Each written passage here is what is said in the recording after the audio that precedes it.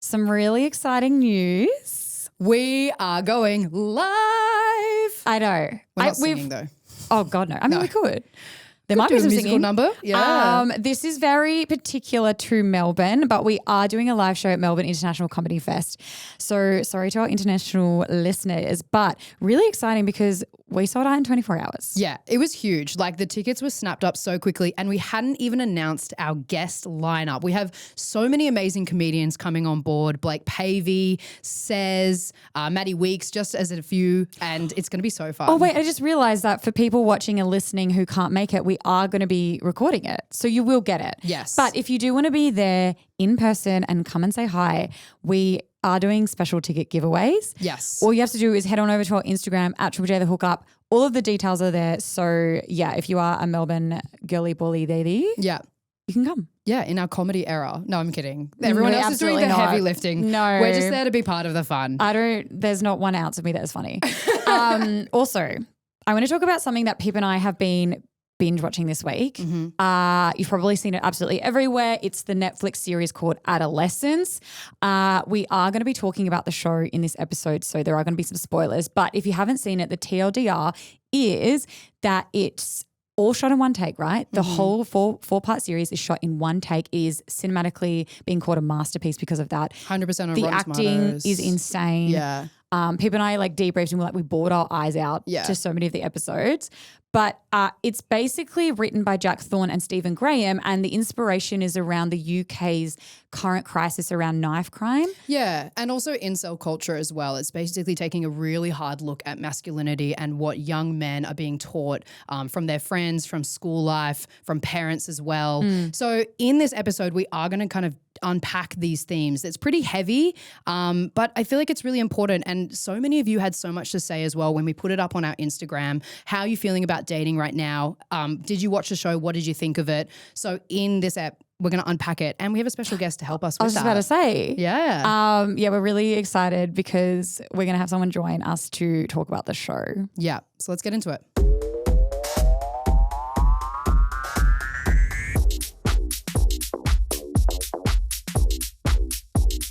Okay, so like Pip and I said, we do have a special guest for this episode, Ryder Jack. Hello, welcome to the Hookup. Hello.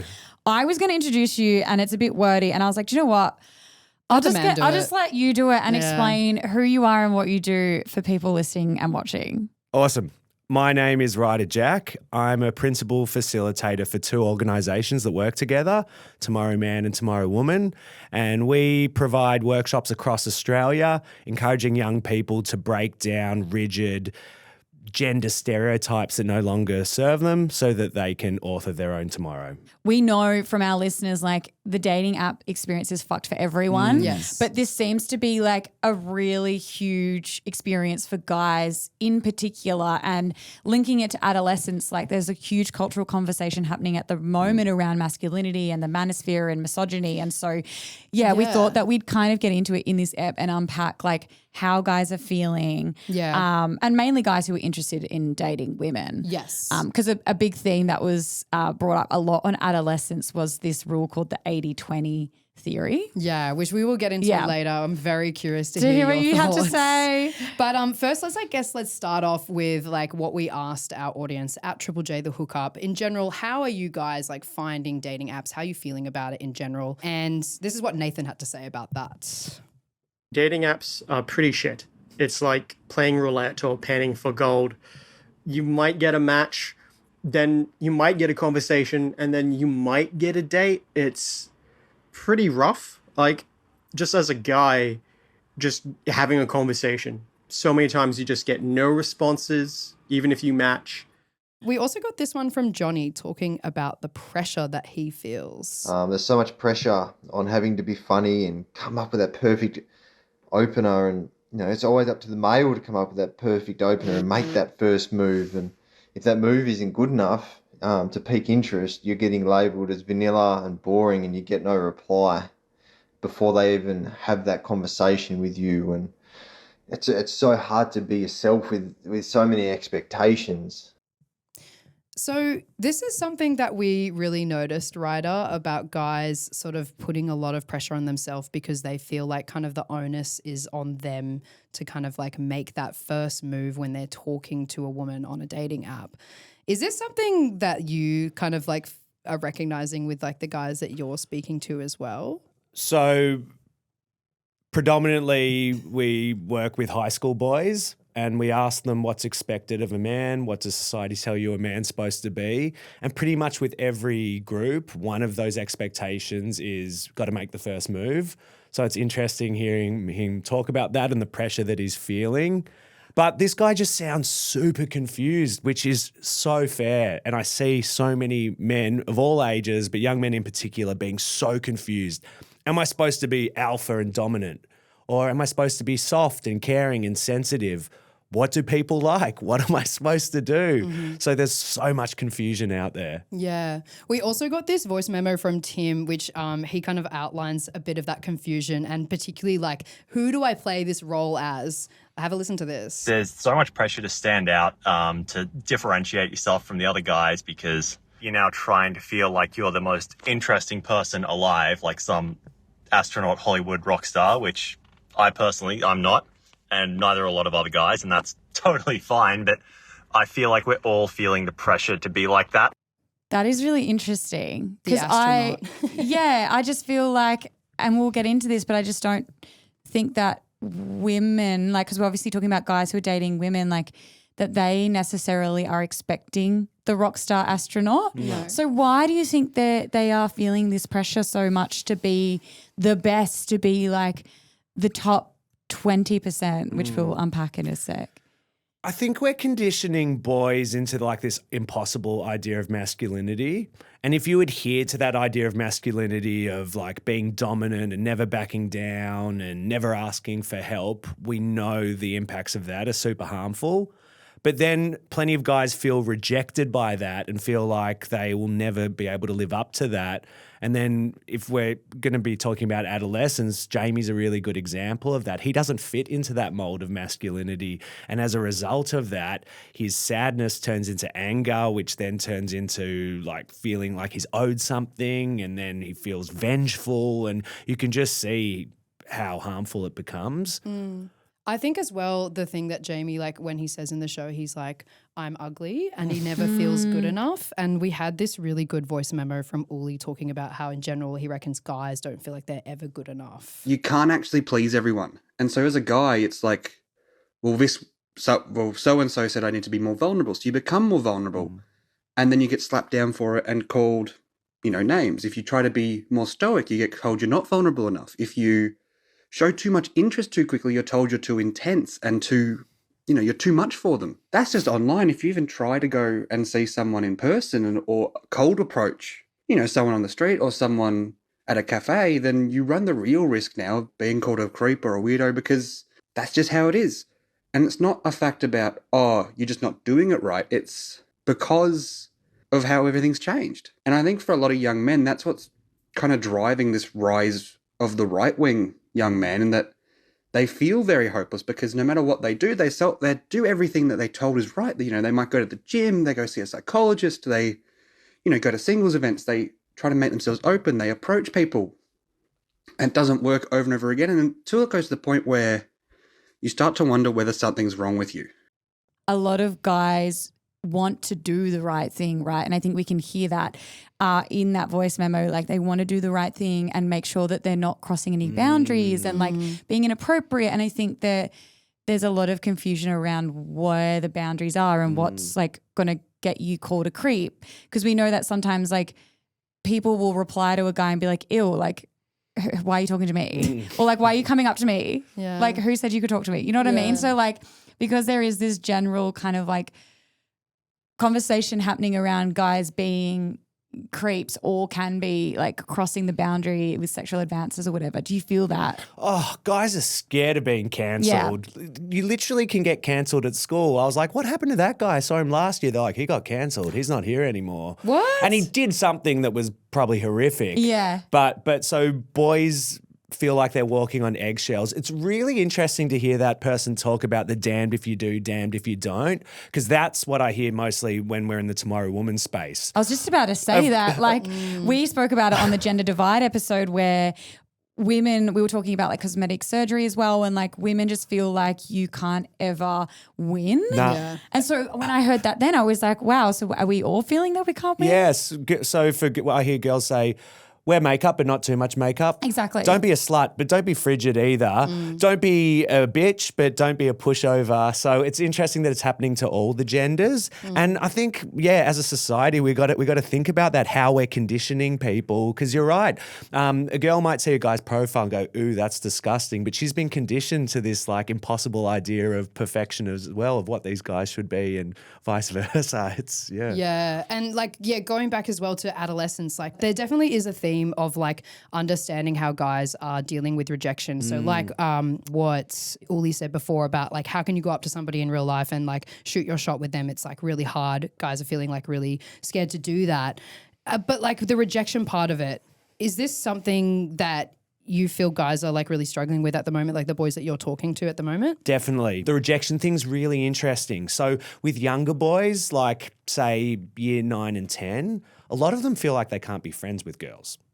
So Well, he even says that, right? Yeah. Like Jamie is so shocked that the psychologist asked him if his dad has like female He's like, friends. "What?" And he's like, that's why right. would that happen? Yeah. Which, is so interesting. So that's super telling. So if you can't be friends with girls, okay, so is there only value to hook up with them?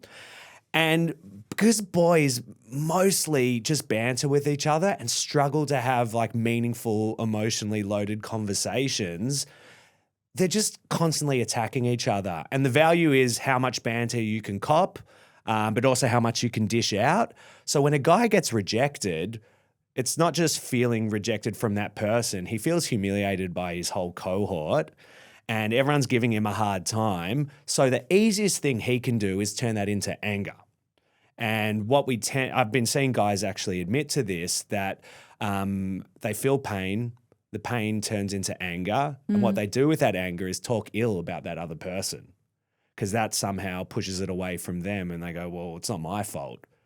So what we're trying to do in our workshops is provide boys with the training ground to take accountability and sit in that discomfort and allow your mates to do that without turning it into a big joke, and how you're able to take responsibility and not blame others, which isn't an easy skill. And like, I'm in my 30s and it's taken me a long time to be able to like feel the burn and go, oh, what did I do, and how can I grow as a result of that? Totally. And like no one likes feeling shame, right? But what I found interesting in adolescence was that Jamie was bullied by the guys, but didn't, like spoiler alert, like murder them. Yeah. Do you know what I mean? So he's felt shame from Katie, who's rejected him, and that's turned to violence, which is, I guess, like the point that I think Stephen Graham was trying to make is the fact that like there is this epidemic at the moment with violence towards women, like the knife attacks that are happening in the UK.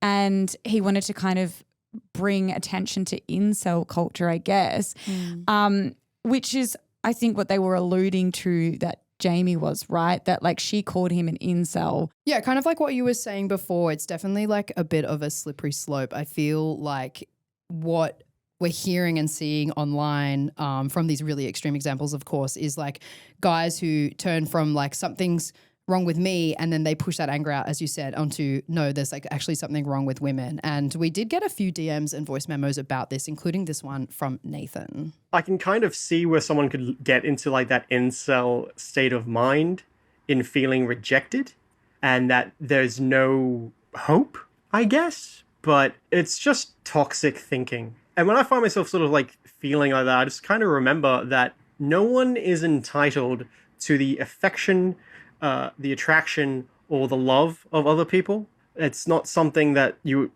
can just get. It's something that you earn in a way. Yeah, what are you seeing in schools with young guys and falling into that territory? So no boy would go, I want to be an incel. Yeah. Like no one identifies as one. Like I know that there's a community, and I really like what that last person said. That last person was very articulate of just like, it's more probably about the behaviors and the beliefs. So what are we seeing in schools?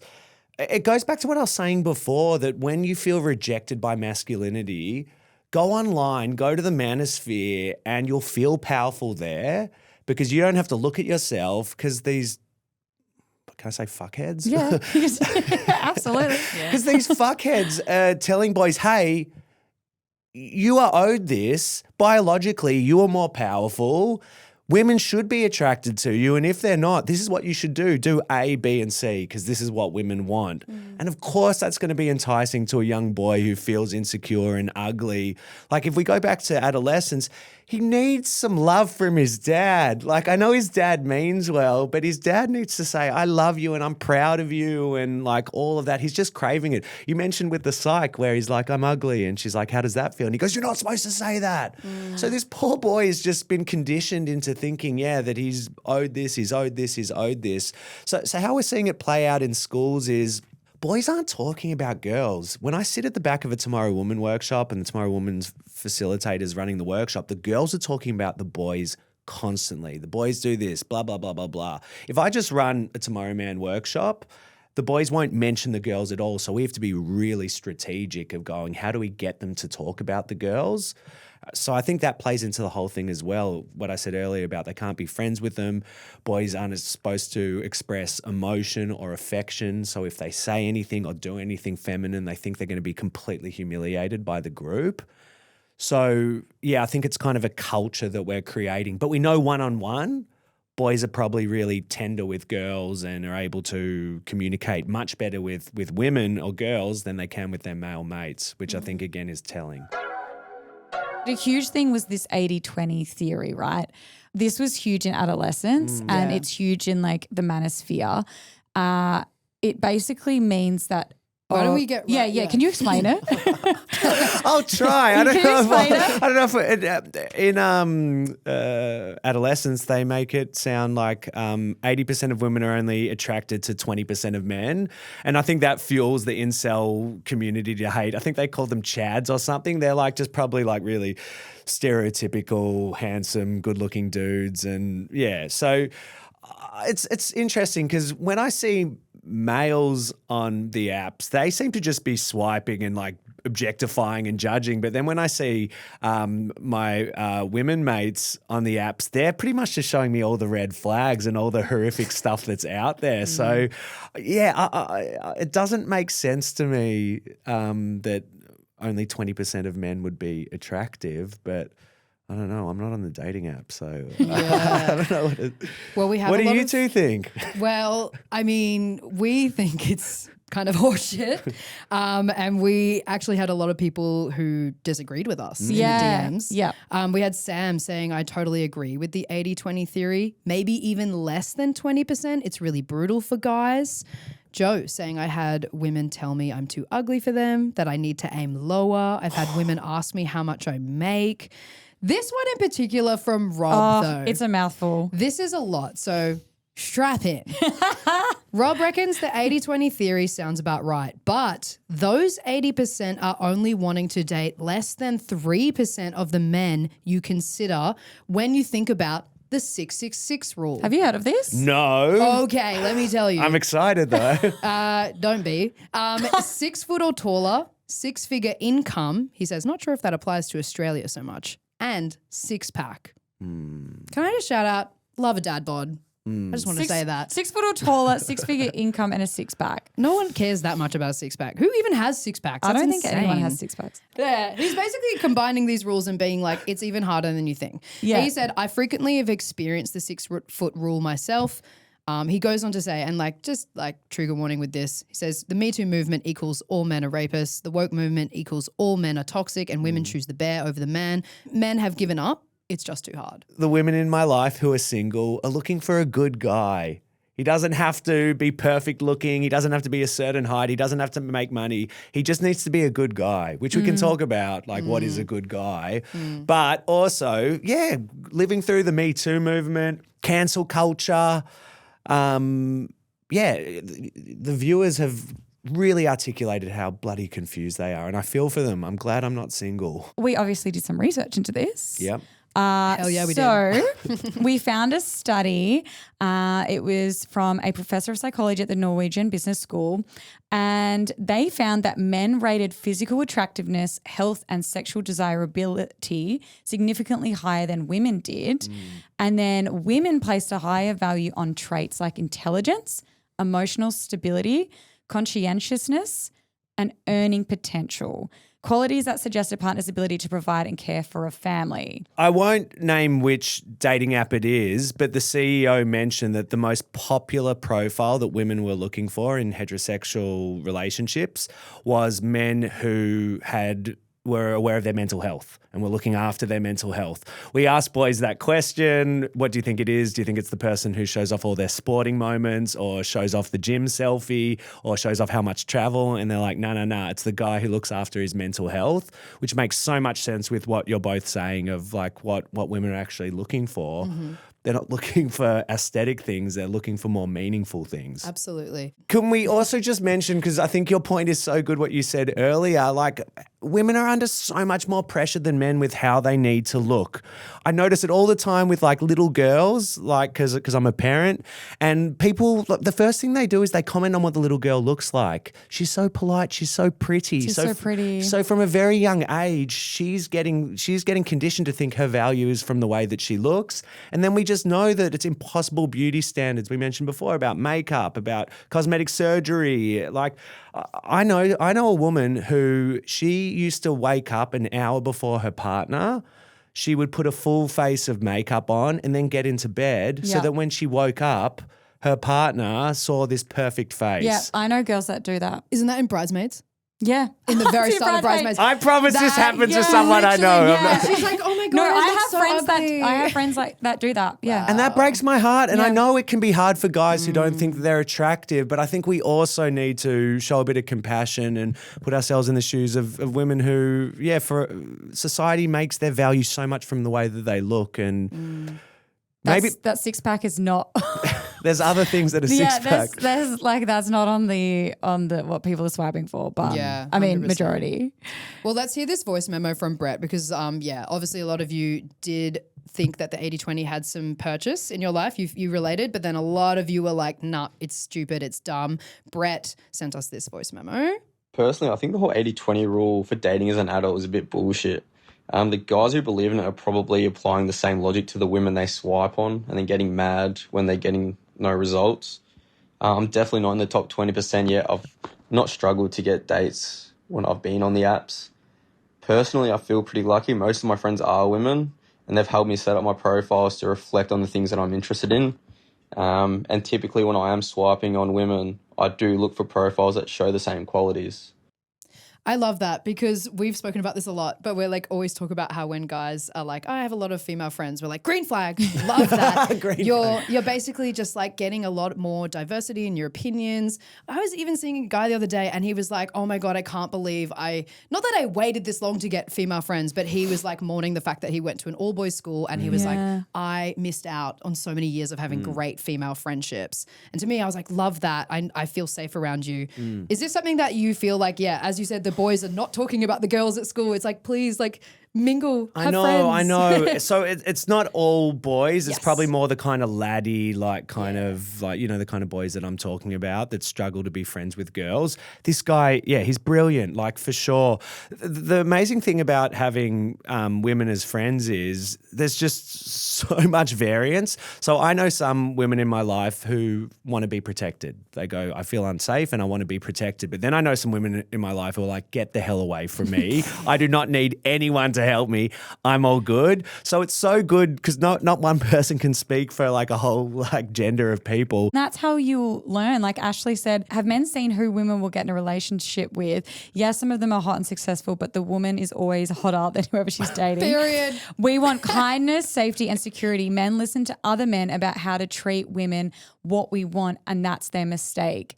It's like they're looking to people like Andrew Tate or men online to be like, this is what women want in a man, or this is how you'll get a woman, without actually having conversations with girls and women about what we're looking Exactly. for. And the Manosphere kind of teaches you how to do that. Like, it's so old school, some of the stuff the Manosphere teaches, like that they teach you negging. So it's like this old like 90s thing of like, be mean to them because like they really love that. Like girls really love that when you're mean to them and you put them down. And you see Jamie do that. You see Jamie try all the tricks in that third episode with the psych, whether it's at the start he's being all sweet and like trying to like be playful, and then he tries to make her feel small and humiliate her, and then he gets really bloody scary. Yeah. So yeah, if you're listening to this as a male, don't go to the Manosphere to learn how to date.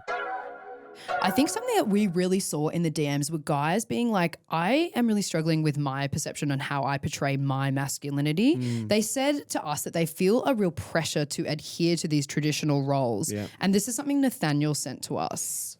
I've found the most success acting traditionally masculine. I've been called out for asking for consent because that's weird. Why would you do that? I've seen other guys get shit on by women for not wanting to have sex with them. And it was quite disheartening because I had for a long time believed that the advice of just be yourself. And then as soon as I slightly wasn't myself, suddenly, people are beating down my door. It was really, really tough to get over that. And I found it very difficult to keep it up and become more and more masculine in order to entertain more and more success. And I never really found anything that I was happy or satisfied with because I didn't like the person that I was becoming or the things that I was doing to become more masculine. And it just has to be like a little things of like not showing emotion, not being vulnerable, those kind of things, doing the traditional things of paying for the date. But it is just killing me to see young guys continue to be put into these boxes because they just don't fit the traditional mold, and they are socially punished for it. You will be socially punished for it. There is no escaping it. It's so insidious, you don't even realize it. That Adolescence TV show was amazing at portraying how insidious it is. I feel like we can acknowledge that the box is smaller for men. There's obviously a lot of constraints on women with beauty and you can't be this and that and blah, blah, blah. But with guys, there is definitely a smaller like space to move around in expressing your identity as a man. And some of the stuff that Nathaniel said there about like getting shamed for using consent, like I've spoken to guys in my life who have had that experience where they've used consent or they've like asked the person they're sleeping with, like, are you okay with this? And they've shut them down and been like, why the fuck are you asking me that? So yeah, I think that there's like a mirror that women need to hold up to themselves about what their expectations are of like a man, and are you kind of being a bit hypocritical in the fact that like you expect guys to not cry, or you shame them, or you feel uncomfortable if they're not initiating sex, or they don't want to have sex with you, or they're not being tough and strong. Yeah. It's interesting because we got a follow-up from Nathaniel talking about this exact thing, like the double standard. Women have double standards for men that are not being interrogated in the same way that men's double standards for women have been. Perfect example for me is body hair. So if a man tells a woman to shave because he finds it unattractive, completely socially shamed, as he should be. But if a woman was to say, I only like my man when he's got a beard, that's perfectly okay. Or not perfectly okay, but it's definitely not going to get as much hate as the other guy. And there is a big reason for that. I get that. But in my eyes, it is the same thing. You are shaming somebody for a specific point in their appearance, and it's just glossed over, and it's a big problem. And I think it affects a lot of young men, especially because how are you supposed to take these kind of things seriously if it's not being applied equally? It is definitely disheartening to see a lot of these things, and I don't want to call them out because it makes me look like the bad guy.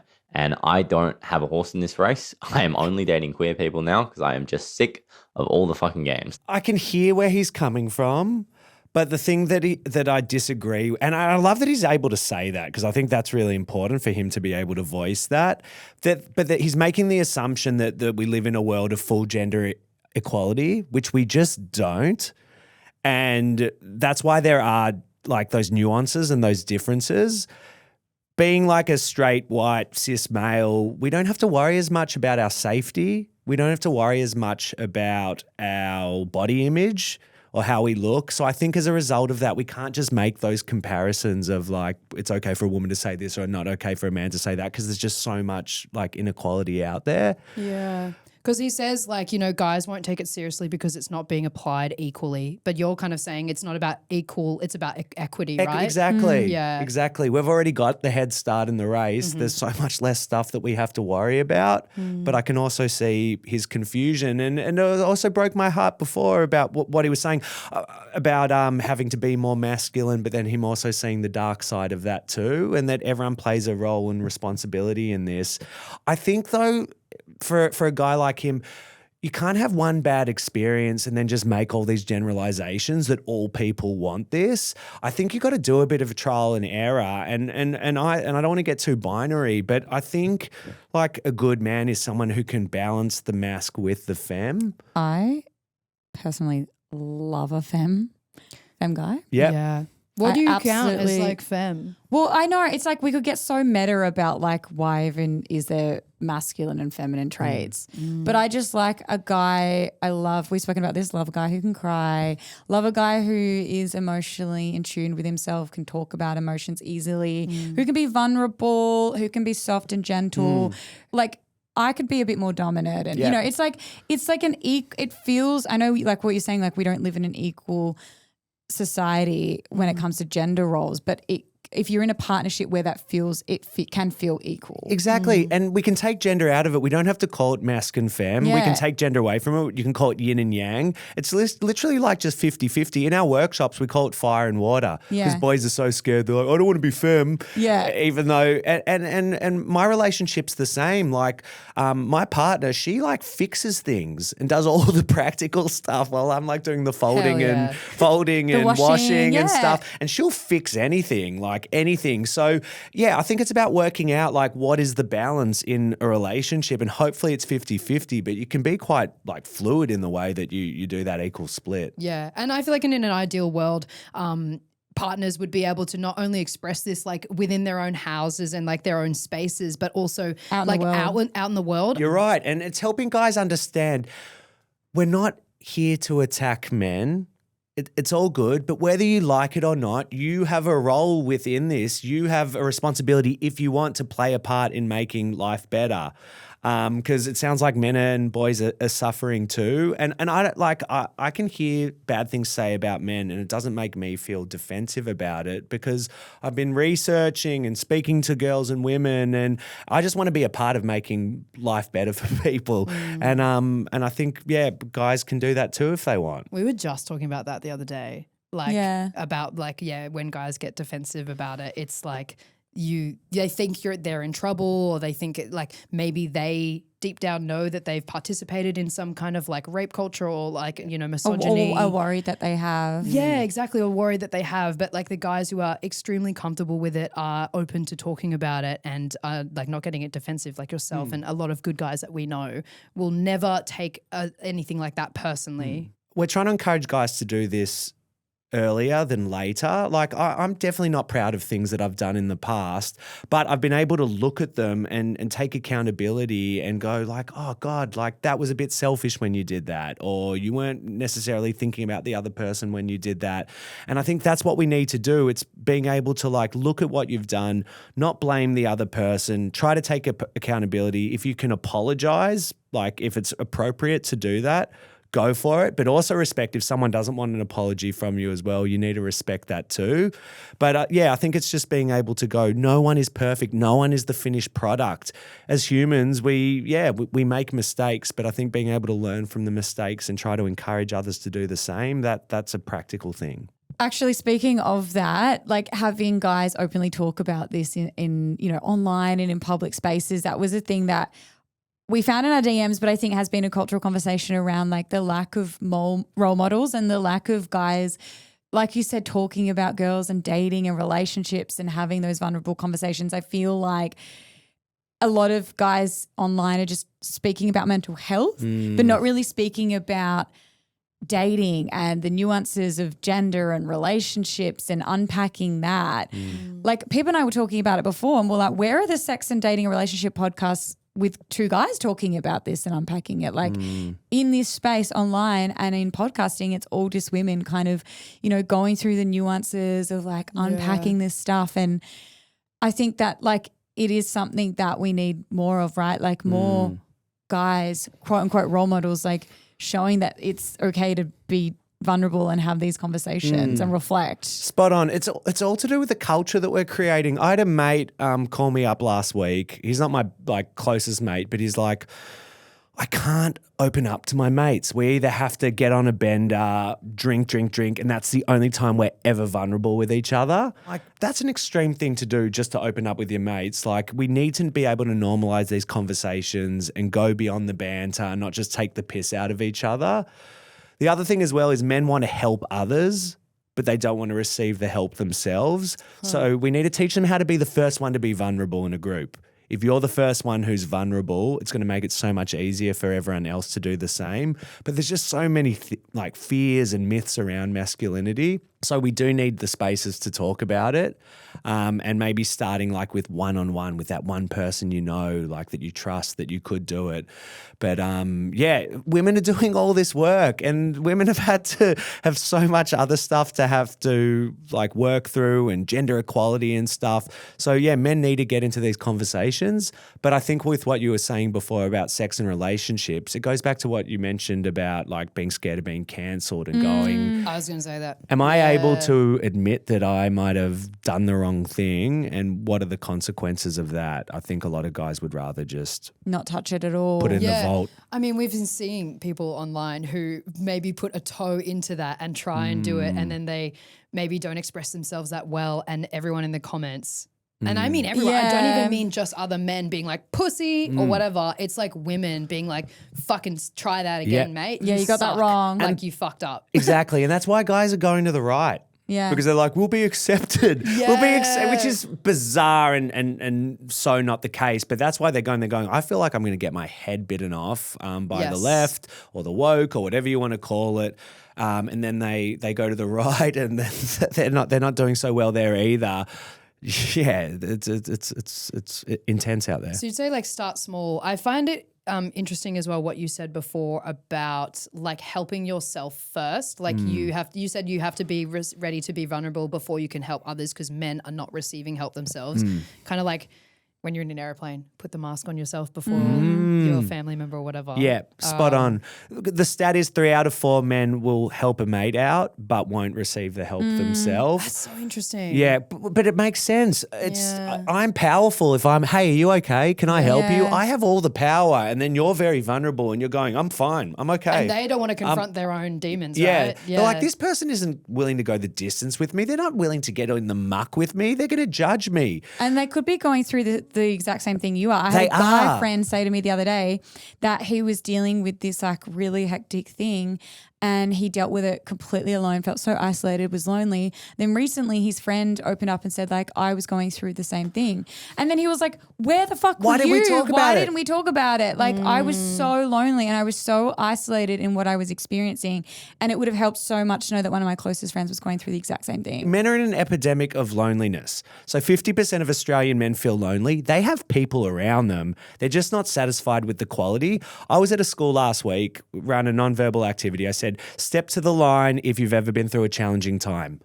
All 40 boys stepped to the line, and then I said, hold the line if you didn't tell your best mates about it. They all stayed standing on the line. So someone who's your best friend in the whole wide world doesn't know that your mum's sick, or doesn't know that you're feeling really depressed or anxious or don't want to go to school. What the hell are we doing? Like we claim, our mates are everything, the boys. If you can't, the best friendships, the friendships that you'll have for life are the ones where you're able to really see someone at their lowest point. They're the friendships that last, not just all this surface level stuff. It's so wild for us to wrap our heads around that as women, because I'm like, Pip knows the slightest inconvenience in my day. Like, do you know what I mean? Like all my friends, like all of our friends are like across absolutely everything. Yeah. Everything, like any sort of like tension or stress or fight and or I genuinely issue or come to work, even if it's a bad thing, I'm like, oh, I can't wait to get your advice about this. I need to like vent about it, or like something good happened to me. I'm so excited to tell you. Like we have so much community. How good is that? It's really good. Let's go back to Adolescence. The psych asked Jamie, "Oh, do you talk to Rob and I forgot their names? Do you talk to your mates about it?" And he's Ryan? like, "No." Ryan and Tommy. Ryan and Tommy, no. I don't talk to them about it. So they're all feeling the same thing. They're not talking to each other about it. Just a trigger warning, I just want to mention something about suicide. So if anyone's listening to this and needs a breather, please do. I know a guy who took his life last year. Amazing guy. Didn't seem like he had a worry in the world. He had 100 people looking for him when he went missing. He had his family, had all his mates. So this person, he had people in his life. He just did not know how to communicate any of his struggles. And I think that that's really telling. And I think I'm seeing that in high schools a lot where boys can take the piss out of each other or talk about sport or anything that they're into. But we need to make it normal to talk about the icky things, the yucky things, the things that that you're struggling with because we're human.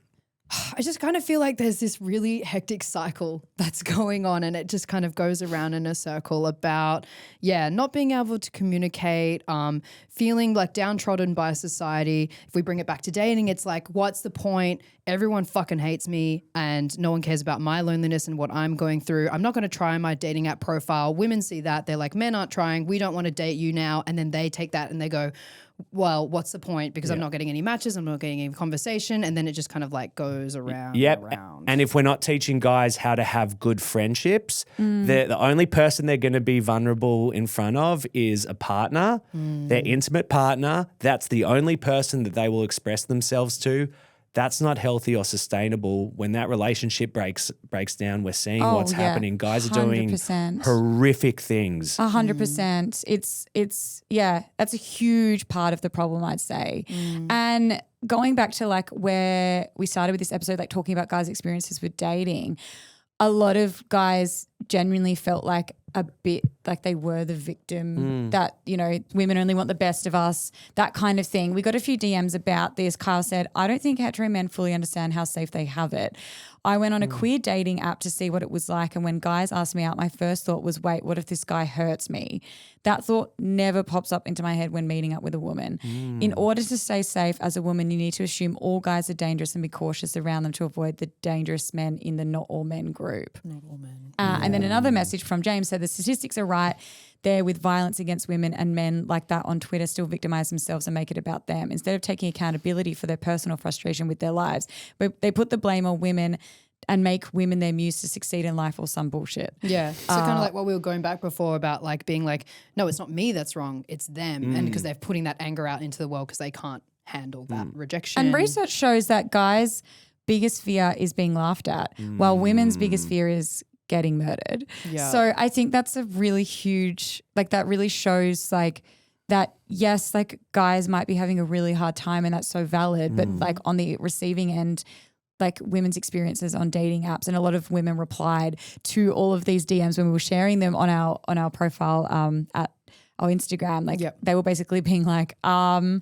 being assaulted and killed. Yeah. Like you getting rejected isn't the same struggle. Yeah, boo-hoo. It's such a tough one. It's such a tough one. Men need to think about what is leading women to getting murdered. We need to think about, like, when we make these jokes in group chats and we're laughing and we're objectifying, like if that becomes normal, we're seeing what that escalates in. So there are little things that you can do to kind of cut that stuff out. I also find it really interesting when guys are like, I want to protect women. Who are they protecting women from? From men.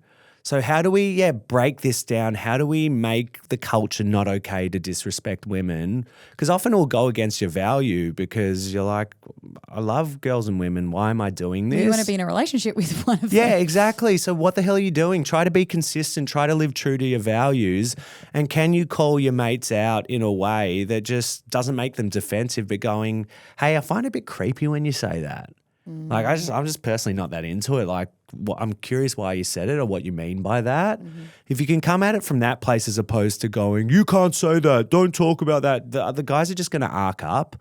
Because, yeah, you're right. Like, getting laughed at is horrible. But, yeah, imagine not feeling safe. Like, it's not just women not feeling safe at night. I constantly hear women talk about not feeling safe during the day. Like, people changing whether they go for a run 100%. or not. Well, the statistics are literally like there's no space physically where we can exist, where we feel safe, like online, physically, at home.